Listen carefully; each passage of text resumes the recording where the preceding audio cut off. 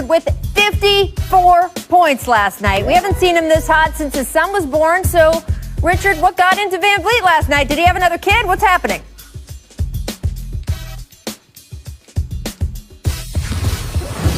Richard is stunned into silence. That might be the only time in the history of television that Richard Jefferson has not had anything to say. Welcome to The Jump. I am Rachel Nichols, joined by, indeed, NBA champ Richard Jefferson, two-time WNBA All-Star, co-host of the Chiney and Golic Jr. show on ESPN Radio, Chiney Agumake. Her microphone is working, just saying. That's all. Coming up in this show, we're here.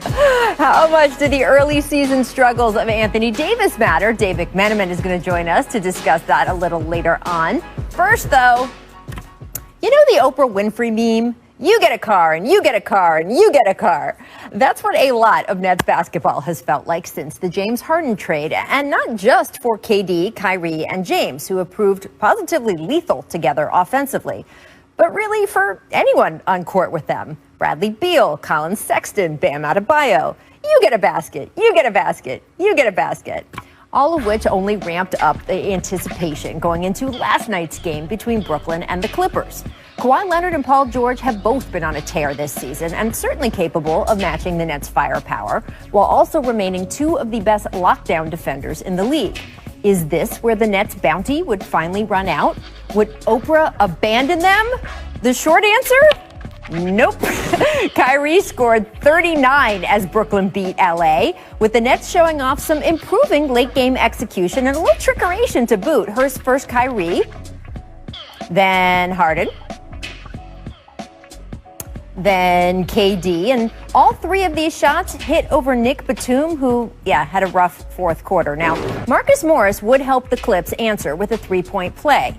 And then we got PG. Take a look at this knockdown dazzler. But it wasn't enough. With just 7 on the clock, Kawhi shooting his free throws, you can see Coach Steve Nash telling Jeff Green, leak toward the basket. By the time LA realizes what's going on, Harden had thrown the West Unseld outlet, Green converts, and that's the ball game. Sorry, Reggie Jackson, you're not going to make it in time. And the Nets win. But again, that's the short answer. If you want to take a longer, more deep dive, go back to the second quarter when it was the Clippers who were up 11 and the Nets who called timeout. During the break, you could see several of the players having intense conversations. Discussions that KD would later reveal had to do with team defense and how some of the Nets were overhelping, leaving the three-point line vulnerable. Brooklyn came out of that timeout and promptly went on a 12-2 run, proving that when this team wants to drill down and focus defensively, they're capable of it. Or how about the 3-minute stretch of the fourth quarter? The Nets held the Clippers scoreless. You can watch Harden on Lou Will. You can watch Harden on Kawhi. You can watch Brooklyn as a whole forcing the best three-point shooting team in the league into taking tough shots that just did not fall. And this was serious progress for the Nets. And you could tell after the game that they knew it. It wasn't nothing easy, I'll tell you that. I think they earned every point late in the game, and that's what we want at the end of the day. It's going to be on the defensive end. Offensively, we're one of the best teams that, in this league. If this can be man up, it gets stops individually. And then, as our principals can have each other's back on a consistent basis. We'll keep cleaning up, we'll keep getting better, but when they put forth the effort like they did tonight, it will be tough to beat. In fact, Kyrie Irving was feeling good enough about what this game indicated long-term for the Nets that he said this. We know that they're in contention for meeting us down the line. So we wanted to come out and make an impression. I felt like we did that. Can't knock the confidence. And look, Kyrie is not saying there that the Nets are finals ready now. This is one game, a game in which the Clippers did not have one of their better defenders in Patrick Beverley, a game in which Paul George would later complain he wasn't getting enough respect from the officials, who only awarded him one trip to the free throw line. But it was also a game in which the Nets proved to themselves that, yes, they may be Oprah Winfrey on offense, but defensively, they can be something at least a little bit closer to Samuel L. Jackson in Pulp Fiction. And I will strike down upon thee with great vengeance and furious anger those who attempt to poison and destroy my brothers. Yeah, that would be quite a combo if they can get more consistent at pulling it off. Richard, I know that my Samuel L. Jackson impression is so fantastic you can barely speak after that, but try. Did that win over the Clippers last night change your opinion of the Nets defense at all? No, I wouldn't say that it was anything about changing my my opinion.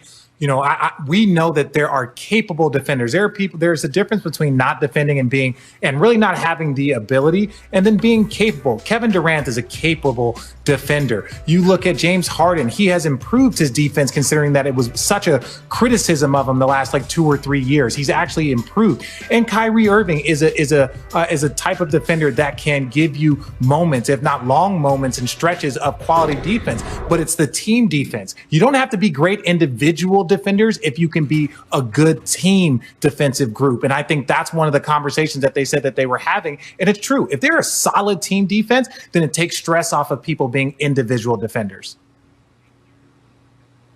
Yeah, and that makes sense. You know, it really did, that game change my opinion of this Brooklyn Nets team, because the Nets knew that this was a big game versus the Clippers. And you know what that means? We got maximum effort from all of them. They were hustling all over the floor, getting out in transition. Obviously, their defense still needs work. But what I actually have really noticed over the last few games was that they're really starting to establish roles. We all know that Kevin Durant, is going to go out there and get his 15 to 20 shots and be a bucket. Kyrie is going to go and take over when rolling late in games. And now we're hearing a lot, and I don't know if you guys caught this, a lot about James Harden, the playmaker. Oh, he's a playmaker. Something he seems really comfortable being now with Brooklyn. Not in Houston, but it's all good. I digress. Which a lot of people at first were nervous about. Will he be okay with being that guy for this team to win? Now, James Harden, he messed around and got a triple-double. He's leading the league in assists. I think 11. The next close guy is Russell Westbrook with 9. As long as those three play hard on both ends, I think that they're going to be just fine, because they have enough veteran savvy defensively to be able to cover those blind spots. I like that. You can take the girl out of Houston, but you can't take the Houston out of the girl, our Texas native, Chene. And look, I do think the fact that Harden has adjusted the way he said he would, but people were asking questions. Did he really mean it?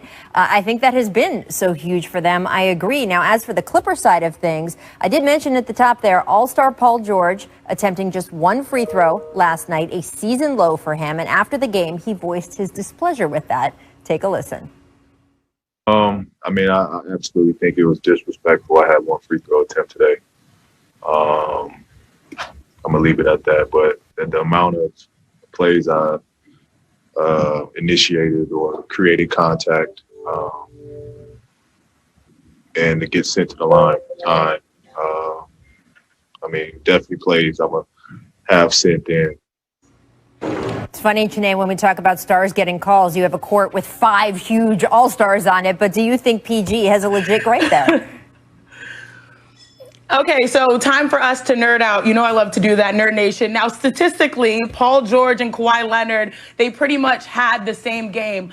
Points, field goal attempts, assists, and rebounds. But the difference is that obviously Paul George, only had 1 free throw to Kawhi's 9. And I feel like right now we really need to put some respect collectively as an NBA family back on Paul George for a moment here, y'all, because what he's been doing this season has been great. And I'm going to include the referees too. He should get the benefit of the doubt, because he's shooting 45% from 3. He's shooting, I think, making like 4 threes a game, on pace for a 50-40-90 season. So right now I am giving him the benefit of the doubt. Of course, as an athlete, we always, should get the foul calls. But I do think that 1 free throw is very different, compared to Kawhi, who had 9. This guy mixes it up in the paint, so I see why he was mad. Yeah, I agree, Chene. I think, the point that you make, Rachel, is like, there's 5 all-stars on that court. So if he's driving against Kevin Durant and you want respect on your name, well, Kevin Durant has respect on his name also. So, when you look at this, I think Paul George is having a great season. He has, regardless of all the conversation this summer, how their season ended last year, I think he's having a very, very good season. He's doing a great job for the Clippers. But ultimately, if you get so battled up in this free throw stuff, and I think he said it the right way. He was like, I feel like it's disrespectful to shoot 1 free throw given the amount that I attack, the amount that I, how aggressive I am. That is the best way for you to say it. You're not pointing out, you're not cussing, you're not saying all this stuff, you're just saying, I feel like it's disrespectful. I attack way too much. And everyone looks around and like, Well, yeah, he does play 39 minutes and attack way too much to shoot one free throw. Just statistically, that's almost impossible. Although, Richard, you've had experience arguing with officials before. How does it usually go when a player argues with an official or argues about not getting enough fouls?